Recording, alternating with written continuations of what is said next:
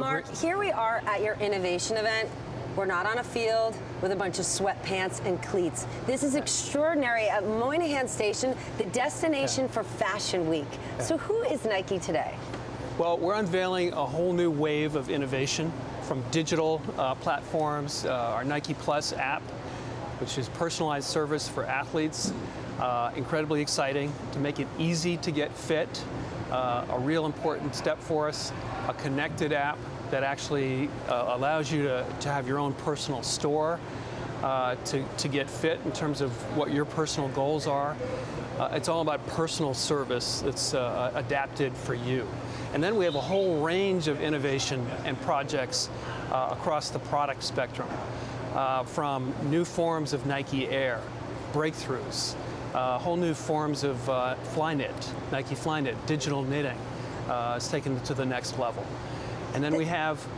That in terms of digital, we're often confused because you were the first in terms of the Fuel Band. You stopped producing it, so many have said, well, maybe connected fitness isn't for Nike, yet you're leaning in a big way. Exactly how, and is it your ties with Apple? The Apple ties are one part of it. Being more personal, giving the athletes an experience that's easier, that's connected, that's simple, that's more personal is really what's important. Then why not have a band?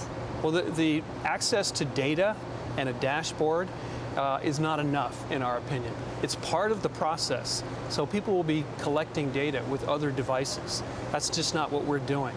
We're not creating the devices. But the devices can be actually input, and they are. That's an important part of the experience, an important part of making it more personal. You mentioned FLYKNIT. Last time we spoke, it was the FLYKNIT cleat that was your favorite. FLYKNIT clearly on the board. What do you love today? You know what? It's like asking me my favorite child. I can't pick one, but there's some breakthroughs. The adaptive lacing is a huge breakthrough. You know, I was on the set of Back to the Future I remember. 30 years ago, over 30 years ago. And to see that idea at that time now come to reality and be available for everybody is really a dream. It might be a dream, but why do you need to make it a reality? In terms of R&D, do we need that kind of technology? You crush it simply in terms of Air Jordans. Well, that's what we do. We always push the envelope. This is all about adaptive performance. I think you're going to see more and more shoes and products that actually adapt with you real time to help you perform at a higher level. When you talk about that, what products do you think we really need? Because right now, we've seen retail get slaughtered, China slow down, but your China orders only surge. Your numbers are great. What is it that you know that the rest of the retail climate doesn't? Well, it's all about connecting with the athlete, with the consumer. And when I say athlete, I mean all athletes, global world-class athletes to everyday athletes like you and I. You don't think I'm world-class?